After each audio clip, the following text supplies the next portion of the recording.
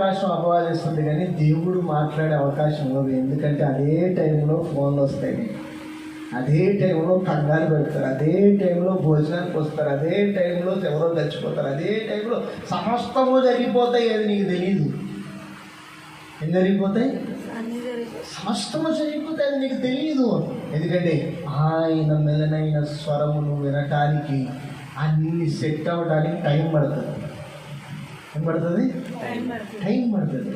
నువ్వు ప్రశాంతంగా ఉండటానికి, నెమ్మదిగా ఉండటానికి, ఆయన గురించి ఆలోచించే టైం పడుతుంది. అంత టైం నీ దగ్గర లేదుగా. అందుకే అంటాడు, నువ్వు ప్రార్థన చేసినప్పుడు నిష్కపటమైన ప్రార్థన చేయి. మొదటిది ఏముంది? అది నువ్వు ప్రార్థన చేసినప్పుడు వినయ